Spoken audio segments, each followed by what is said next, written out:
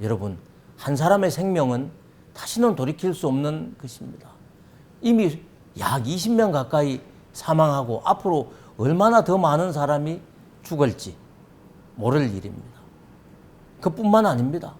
우리 대구 경북 지역은 확진자 수가 기하급수적으로 늘어서 확진자들도 병원에 입원하지 못하고 있는 형편입니다. 그래서 집에서 병원에 가기 위해서 대기하다가 사망에 이르는 사례도 속출하고 있다고 합니다. 이래서야 되겠습니까? 우리가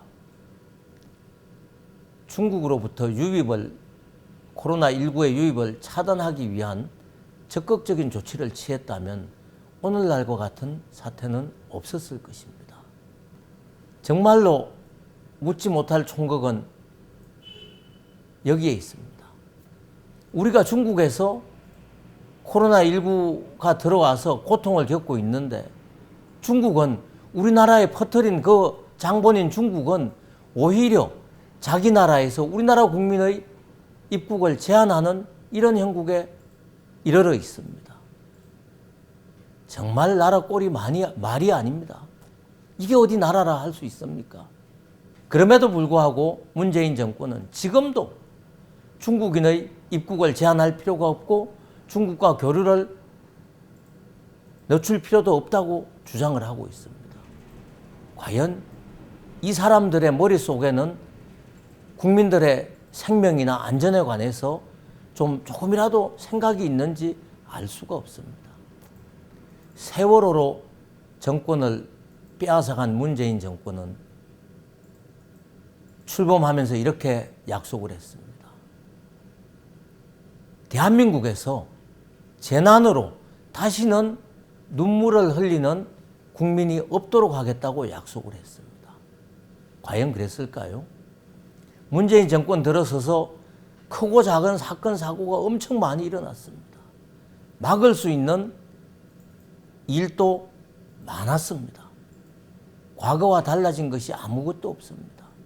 결국은 이들은 세월호를 핑계로 해서 정권을 탈취해 갔다고 할 수밖에 없다고 할 수 있습니다. 재난에는 사람이 막을 수 있는 것과 막을 수 없는 것이 있습니다. 막을 수 없는 재난에 대해서는 사람으로서는 어떻게 할 수 없는 일들입니다. 막을 수 있는 일을 잘못으로 막지 못했다면 그것은 크게 비난받아야 하고 책임을 져야 합니다.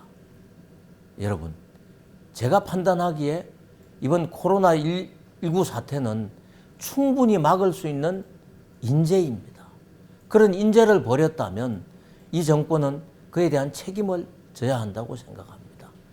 여러분, 청와대 게시판에서 이루어지고 있는 문재인 탄핵 움직임에 대해서 또 여러분들 많이 동참해서 우리들의 의견을 청와대에 충분히 알리고 우리의 의견을 관철해야 하겠다고 생각을 합니다.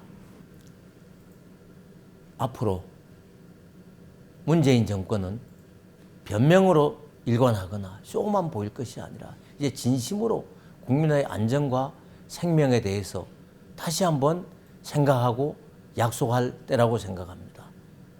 감사합니다.